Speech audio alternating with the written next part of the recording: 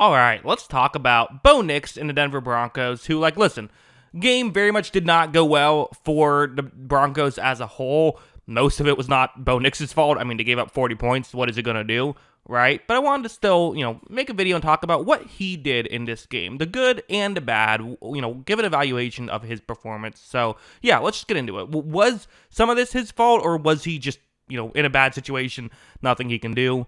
Let's get into it. First, let's start off with one of the first plays of the game. In fact, it is the second play of the game. Going to be a designed rollout towards the offense's right. You've definitely seen Denver do this a lot this season. It's what they like to do.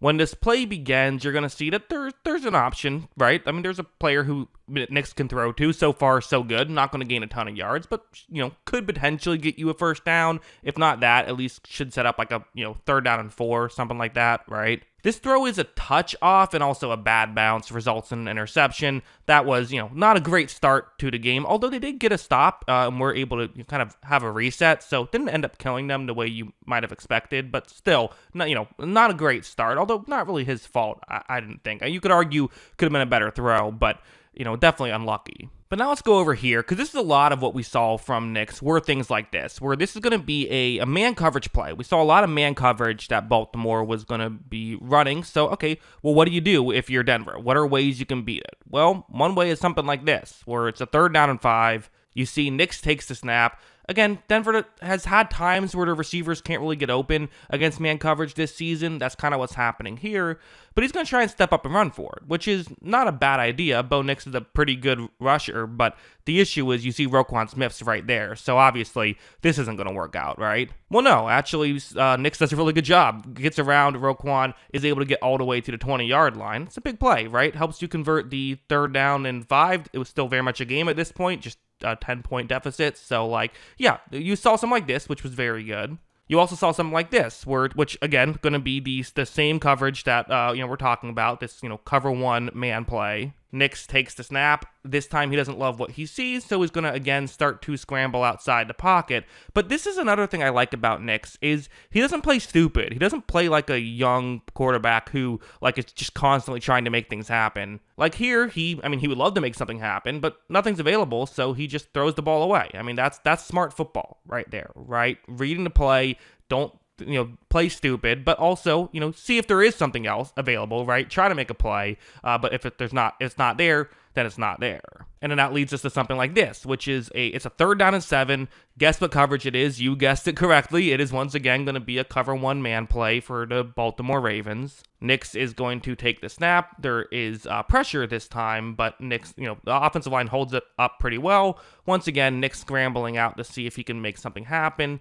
But again, Baltimore is kind of ready to, tackle him if he decides to run. Denver does have a halfback who's wide open on this play because the guy covering him is now rushing over to try and make a play on Nix. So that's a good situation, but can Bo Nix really make the throw over there and make this work? Well, yeah, he reads it, he flips it over there. He did something very similar last week against Carolina. So again, sees the field well, is able to make these types of plays when they're available. So yeah, that's really good for sure. These plays really help, I think. And then also something like this, where what's going to happen is this is going to be really just a one-on-one matchup of Courtland Sutton on the outside right here, relatively far down the field on a 2nd down and 14. Nix is going to take the snap. He, looks down the field, fires down the field, and you see right here for Sutton, it's not a huge window, but Nix gets it there perfectly timed, and they're able to pick up a big completion. So, yeah, a lot of stuff, a lot of good little things that you're seeing from Bo Nix. So, you might be sitting here and saying, wow, well, clearly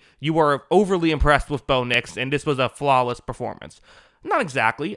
I still think this was a pretty good performance by Bo Nix. Don't let the final score fool you. I thought that he played pretty well, but there were some issues. This play was the biggest one, I would say, where it's a 4th down and 4 situation. They're going for it, trying to see if they can tie the game up, which would go a long way here at the start of the second quarter. The Ravens are going with an all-out pressure. So, okay, if you're Bo Nix, what do? Get rid of the football quickly.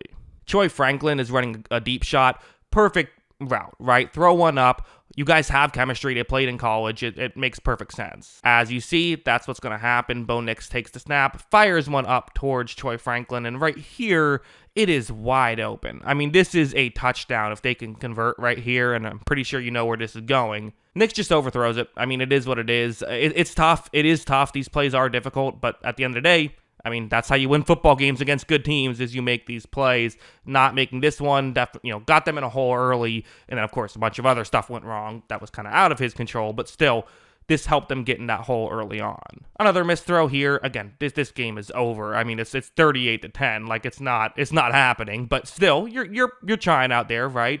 Have a route over the middle. Nix is gonna take the snap, looks in that direction, and is gonna fire this one just a bit low. It was kind of a wonky play, too, not fully on the same page. Who knows? Maybe this was just not giving 100%, down 28 points in the late in the third quarter, but still, it's on tape, right? Gotta talk about it.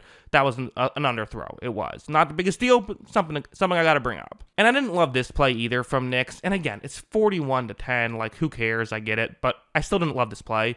It's a third down and goal at the 1 yard line. So you're almost certainly going to go for it on fourth down if you don't convert here. Except Nix is going to actually take a sack here. They still do go for it on a fourth and goal from a very long spot. But, like, again, I get that the game is over, but you're still out there. You're still playing. If you're out there, you're using these reps for a reason, right? You're simulating as though it could be a competitive game.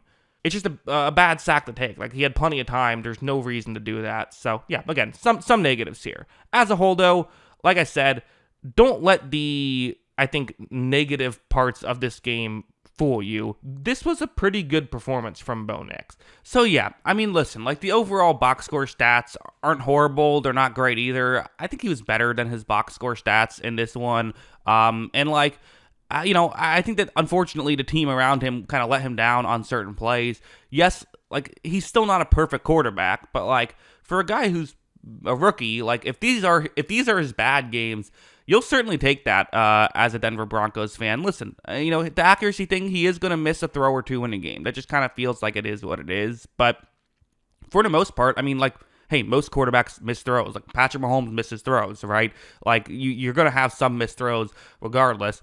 And I think the good is outweighing the bad, like pretty significantly. There isn't that much bad, and there's a lot of good. So yeah, there's a lot of good stuff here to like with Bo Nix. I think he's, again, really, really shown that he can play. He was kind of talked about as a NFL ready prospect due to being a little bit older, and he's shown that he is that guy. So that's certainly good to see if you're a Denver fan. So, they lost the battle here certainly, but I still feel all right about the war, about them being able to get into the playoffs. But yeah, those are my thoughts. What are yours? Let me know in the comments below. Always love hearing from y'all. And of course, as always, thanks for watching.